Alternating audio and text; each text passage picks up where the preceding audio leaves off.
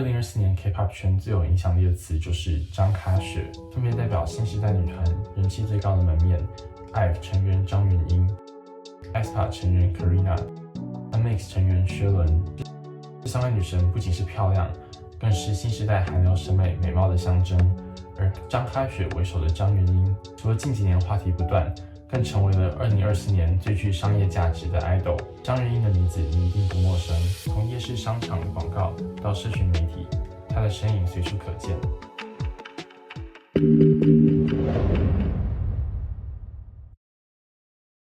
Hello， 我是 Eno， 欢迎来到这个 idol 颜值分析的栏目。那我们今天要聊的主角呢，就是大家敲碗已久的张元英。今天影片呢，除了张元英的颜值之外，还会带到一些我对于元英现象的看法。那如果你感兴趣的话，就继续看下去咯。在拍摄影片的当下呢，张元英的 IG 粉丝量达到了惊人的1350万，使她成为新生代 idol 里面追踪人数最高、最具商业价值的偶像。我的频道之前也讨论过很多其他的偶像，但几乎每一支影片底下都会有人留言敲碗，希望我可以聊聊张元英，其粉丝的影响力可见一斑。坐拥1300万粉丝的张元英呢，在营业方面也是特别的努力。仔细看她的 IG 界面，几乎每个礼拜都会有5到10篇的新贴文，而她的每篇贴文呢，几乎每篇都会有1到200万个按赞。参考 Influencer Marketing Hub 的数据显示，张元英每发1篇贴文，都会带给她相当于台币12万的商业价值。而作为韩国娱乐圈的当红炸子鸡，张元英手上握的资源也是夸张的多。女团 IVE 的每一支 MV， 张元英的出镜时长永远都是最长的，在舞台上穿的衣服也都是最华丽的。在拍摄影片的当下呢，张元英手上握有了10几个知名品牌的代言，其中呢包括 miu miu、Innisfree、巴黎卡诗、Papa Christian、Tommy Hilfiger 这些为人熟知的国际品牌。通常我做这类型影片都要找很多素材，找这些艺人的漂亮画面。但在做张元英影片呢，完全不用担心找不到素材，因为随便找他这些代言人的美照、影片就已经多到放不完。身为这么多品牌的代言人呢，张元英也是四处飞。昨天还在巴黎，今天就回来韩国参加活动。很多粉丝都说张元英像拥有瞬间移动的超能力一样。那虽然呢，我们无法像张元英一样四处游走世界，但透过 Surfshark VPN， 我们也可以瞬间连接到不同地区的网域，解锁串流平台的影片。像 Netflix、Disney+ 这种串流平台，很多影片呢都会根据地理位置限制播放，但使用 Surfshark VPN 呢，就能够模拟这些地区去突破这个限制。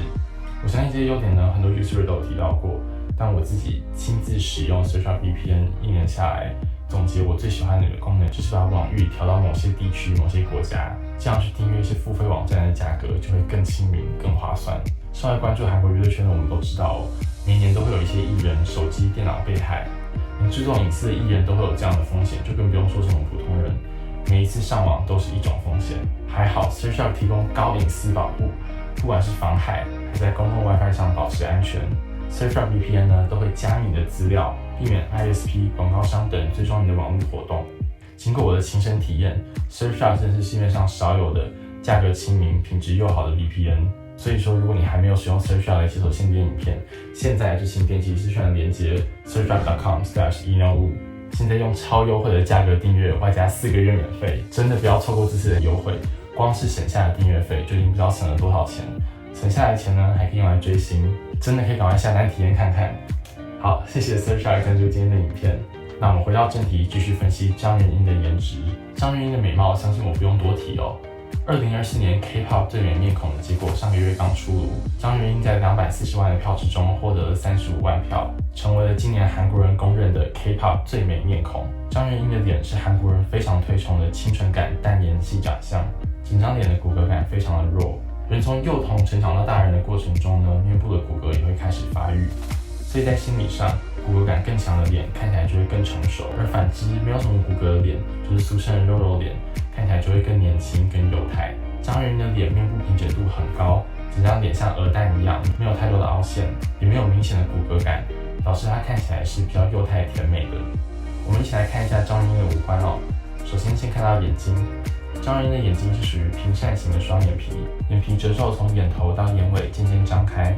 这样的眼型呢，在视觉上会显得眼尾上扬，在小脸上很有视觉冲击力，在清纯童颜的外形基础上，增加了一丝成熟魅惑的感觉。再来我们说到张元英的鼻子，其实她的鼻子呢是比较有争议的哦。仔细看张元英的鼻子，其实山根比较低平，但就是这样立体度不太高的鼻子，反而在她脸上很和谐。其实这几年韩国人的审美已经不再追求高挺的鼻梁，反而是像张元英这样，鼻子跟其他五官很和谐、小巧有妈生感，这样的鼻子最受推崇。假如我们现在透过修图，把张元英的鼻子加高一点，看起来就会破坏原本整张脸的和谐，反而多了滑稽的感觉。再来，我们说到张元英的嘴巴，嘴唇一直都是张元英性感魅惑的来源之一。张元英天生的嘴唇呢，其实是有一点嘴角下垂的。人类在迈入老年之后呢，会因为口中的肌肉松弛而导致嘴角下垂，因此下垂的嘴角呢就比较容易显老。在面相学上来说呢，也是比较苦相。那为什么张元英总是看起来这么甜美、这么年轻呢？最主要的原因呢，是因为张元英她的人中比较短，再加上她上下嘴唇的厚度很饱满，然后搭配优秀的表情管理、微笑唇，让她看起来随时的风格都是笑笑的、甜美、年轻、可爱的。我觉得张元英的美之所以这么抓人眼球，是因为她有很强的反差感。如果你仔细看张元英的面部轮廓，它整体是非常的幼态又充满胶原蛋白的。但如果你看她的嘴唇跟她的眼睛，又有一丝成熟性感的魅力，这样反差的组合呢，让她在舞台上很有视觉冲击力。在一群人的大合照里面呢，一般人第一个注意到的也是她张元英，而且她非常会找镜头。在舞台上呢，她永远都可以找到镜头，并且呈现自己最好看的角度给观众看。我只能说，张元英就是一个天生的 idol。张元英作为 idol 是非常敬业的，不管行程多操，活动多累，她总是保持完美的仪态跟笑容。但所有事情呢，都是一体两面的。从爱的活动初期呢，就有一些网友评论说，张元英身上的维持感太重，让人感觉不自然，因为她很成熟、很精准的这种表情管理，变得有点失去人味了，让很多观众觉得看她所作所为，她的一颦一笑都有营业的感觉。之前有媒体报道过，张元英为了不要被拍到瞟眼的丑照，所以她每一次眨眼都会先向下看，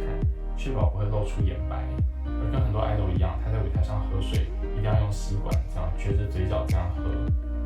很多网络上的媒体是说，因为这样喝水可以避免产生唇纹，跟就是嘟嘴的时候产生的脸部的皱纹。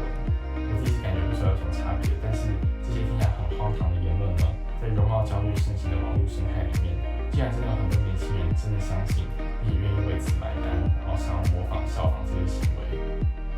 知名漫画《我最爱孩子》里有一句台词：偶像是人们崇拜的对象，是透过狂野的魔法闪闪发光的生物。换言之，其实我们看到光鲜亮丽的明星，其实都是透过层层包装美化之后的产物。张元英的美貌，我相信大家有目共睹，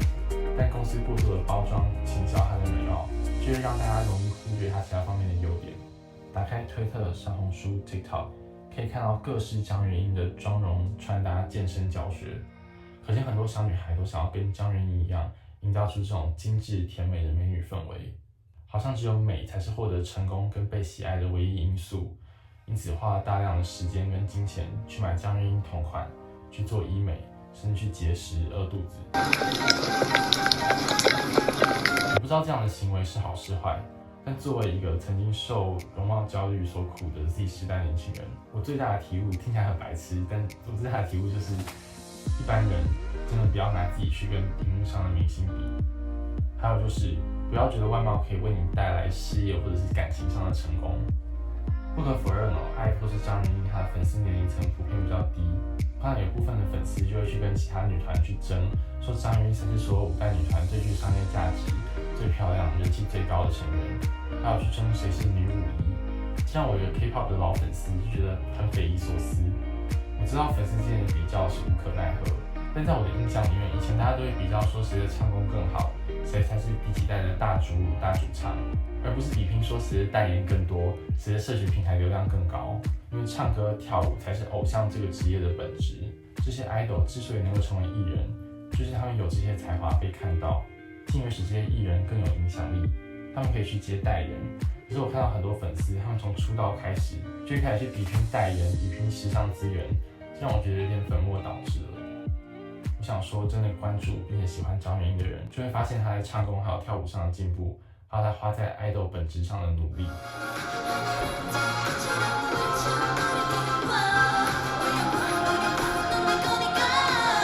这些闪光点虽然公司没有特别宣传营销，但这才是她作为 idol 的本质，这是她今天作为 idol 可以站在舞台上闪闪发光的基础。所以我真的希望新传 Starship 可以重视这个问题。讲一句难听一点的，就是不管今天一个偶像长得再怎么漂亮，做事再怎么端正，他坐在椅子上对嘴假唱，一样是被观众骂爆。好，以上就是这支影片我想表达的观点。其实关于张元英呢，我还有好多话想说，其他像是艾尔山的资源分布、成员们的续约分析，还有就在中国视频上很红的这个服学，其实我都有很多话想说，但是有些都是还是呢，这支影片会太长。所以如果大家对这些主题感兴趣的话呢，请一定要帮我按赞跟订阅。如果这支影片的按赞量破百呢，我就再做一集张元英跟爱的各种分析，真的会非常精彩。然后呢，希望这支影片对来说有帮助。然后呢，请不要吝啬帮我按赞、订阅跟分享。然后呢，也不要忘记点击下面的资讯栏订阅 Surfshark。那我们这支影片就到这边，那就下次见喽，拜拜。